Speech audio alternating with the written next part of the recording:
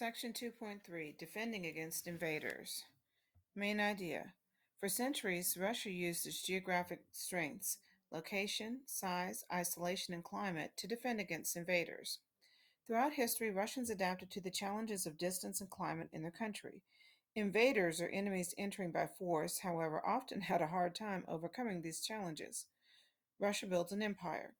You have heard that Ivan IV became the first Tsar of Russia in 1547. Ivan began building Russia's empire by conquering territory from the Mongols. Eventually, Russia expanded across Siberia to the Pacific Ocean. As Russia continued to grow under Peter the Great and Catherine the Great, the country was often forced to defend its empire against invaders. Enemies from Europe had to cope with Russia's vast expanse and harsh climate. They were rarely successful at invading the country. Two famous examples are the failed invasions of Napoleon and Hitler. Napoleon invaded Russia. Napoleon I became Emperor of France in 1804, and his empire included much of Europe.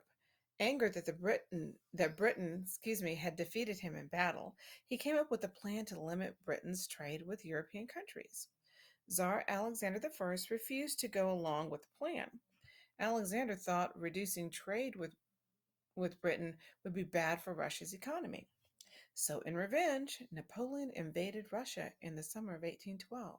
The Russians followed a scorched earth policy, where the troops retreat in front of the advancing army and destroy the crops and other resources that might supply the enemy.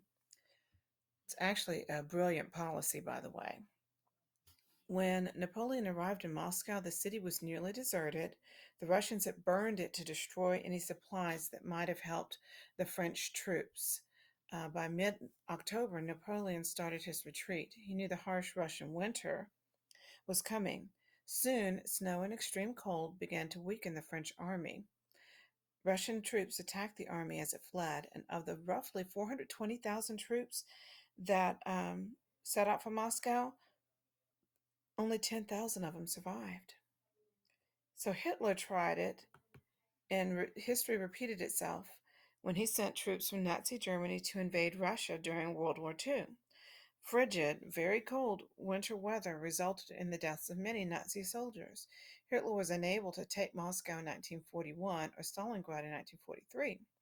Of the 300,000 Nazi troops that fought at Stalingrad, only about 5,000 came home. Wow. Okay, I want to pop over here to this little map to show you this map of Napoleon's invasion of Russia. So I'm going to hit it and then download it and make it a little bit bigger. And so now you can see it a little bit better.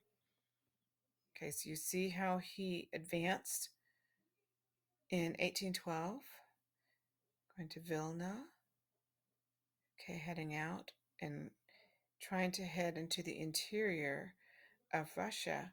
And then he gets here and things are not going so well. As you can see what was happening with the timeline with June, August, and then September, and then what happens in October. You see the numbers are decreasing, November, and then December. So that's kind of a tragic thing that happened as a result of him trying to invade Russia.